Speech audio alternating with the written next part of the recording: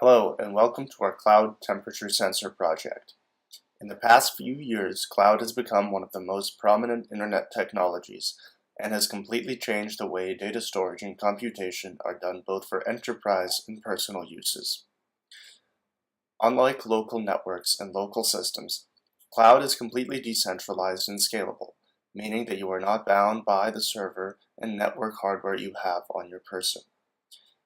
In this case, the data you collect is immediately sent to a server on the cloud, and this data is accessible from anywhere in the world and does not depend on the health of your personal server hardware. By decentralizing the data collection and storage, you avoid any limitations with your own hardware and can rest assured that due to redundancy, your data will be safe. I'm now going to go over a bit of the architecture of our project. In the lower left-hand corner, you can see our sensor. These would be the particle photons. Using our routers for our specific groups, these sensors connect to the internet, and using their specific keys, they connect to the particle cloud. Once in particle cloud, this data can be sent to many different locations. If we follow the right path, we use ThingSpeak and webhooks to pull the data from particle cloud. This allows us to graph the data and to record it and to display real-time data. This is sent to a local server, which is a Node.js server running on a Raspberry Pi. This can also run on a local machine such as a laptop, a desktop, or whatever. This local server powers a front end.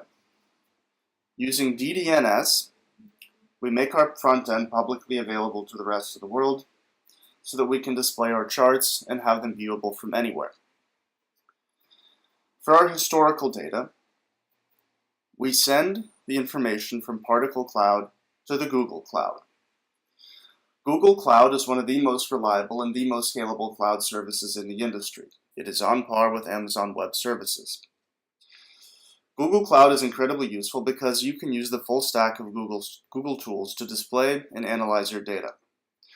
We use Google Sheets to store our data, and Google Sheets graphing utilities to graph our data. We can then pull this data into our local server and display it for the user to see. In this way, we are able to display both historical and real-time data for all of the sensors in a neatly packaged web page that is viewable from anywhere. There might be events when the sensor is unable to communicate with the particle cloud. This could happen if the internet connection between the photon and the particle cloud is broken. If the sensor is collecting data or controlling devices, this is fairly bad as you are unable to collect data or control your devices. In these instances, it would be fairly useful to be able to create a local cloud and have your sensor communicate with the local cloud on an interim basis. The first thing that you would have to do is figure out if the photon can communicate with the cloud.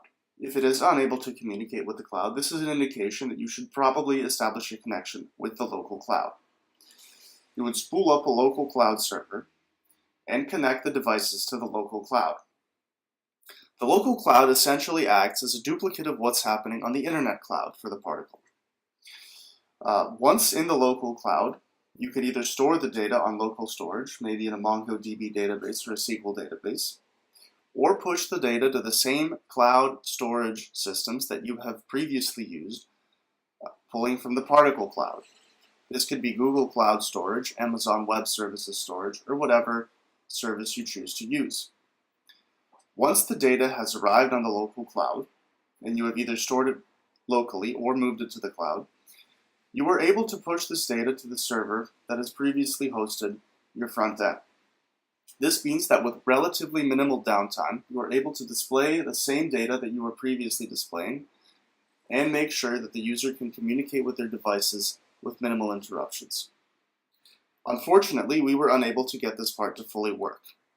Because of outdated dependencies, we were unable to flash the requisite keys to the photons in order to connect them to the local cloud.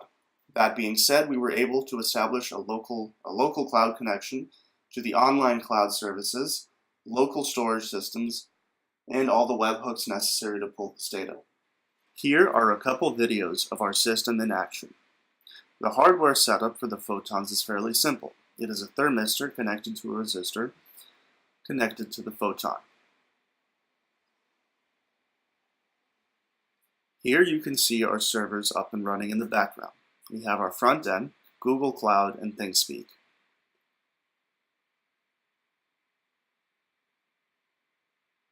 Here is a clip of our front end in action. You can see the data that we are pulling from ThingSpeak. It is refreshing dynamically at the fastest pace that ThingSpeak allows us to refresh the data.